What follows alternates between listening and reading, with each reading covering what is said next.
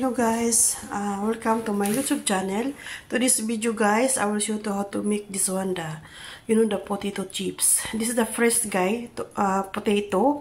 I-slice ko siya ng thin.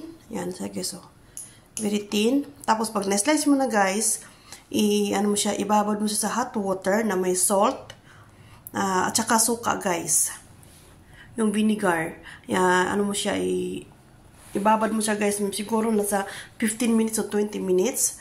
Pagkatapos, i-dry mo siya. I-dry mo ng tissue or any towel para mag-dry siya guys. Tapos, lagyan mo siya ng, ito na siya guys, corn flour.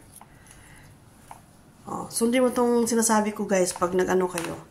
Malinis itong kamay ko guys ha. Kinamay ko na guys. Ito siya. I-ano lang natin siya. Ikukotid natin siya ng corn flour. Yan. Alam mo guys, sobrang crispy to guys. Pwede mo gawin ito sa mga kids nyo. Try nyo guys. I-try nyo sa mga house ninyo guys. Pero masarap to guys, promise.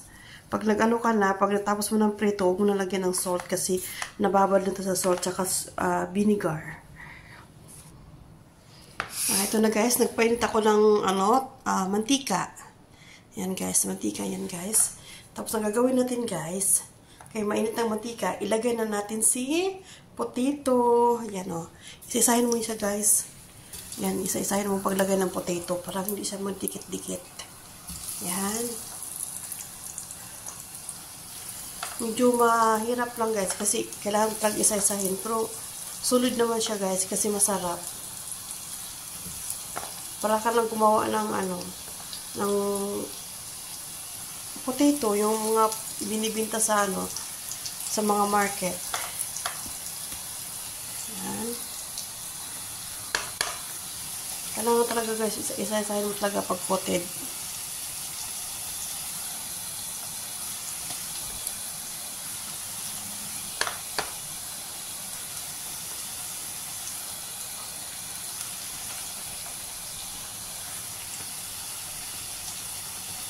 Yan.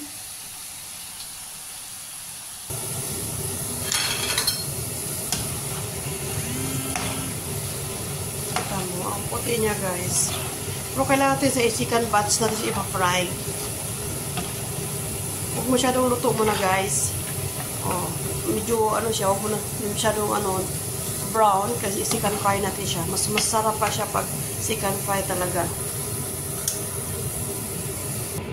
Mag-chicken fry na tayo. Kasi itong first batch ko guys, di pa siya masyadong luto. I-chicken fry natin siya para mag-crispy talaga. Medyo palamigin na natin guys. Ito yung pang-chicken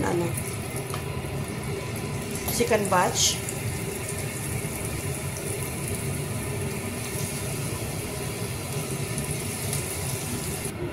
Ito na guys yung pang-chicken batch. Ito naman pang-third batch na siya.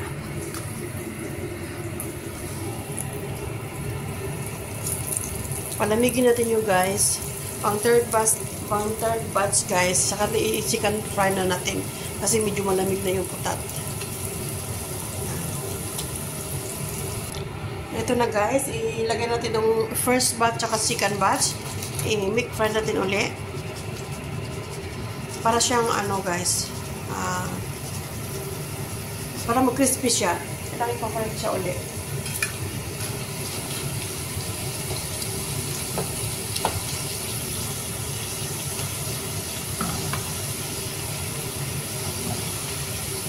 Pero pag chicken fry siya guys, mas madali siya medyo mag-brown. So promise guys, ang crispy niya.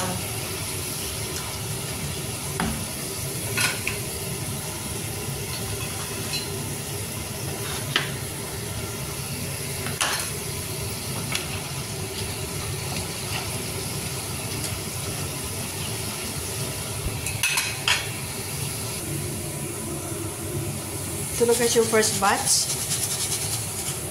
Kailangan natin ilagay dito.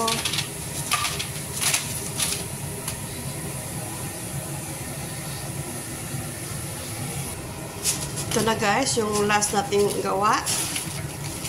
Pero guys, promise, ang crunchy niya guys. Ito mo. Crunchy siya guys. Ang antig ang ano niya, crunchy siya. Masarap siya, guys. Crunchy. At saka, ano na, may salt na siya, guys. Kasi binabok ko na salt siya, eh. Thank you for watching, guys. Okay, baka magtaka kayo, guys, nga kung anong potato, guys. Ito nga potato yun, ha. Yan, potato yan, guys. Babalatan mo, tsaka ilagay mo siya dito. Niluto mo ganyan, guys, ha. Thank you for watching, guys. Bye.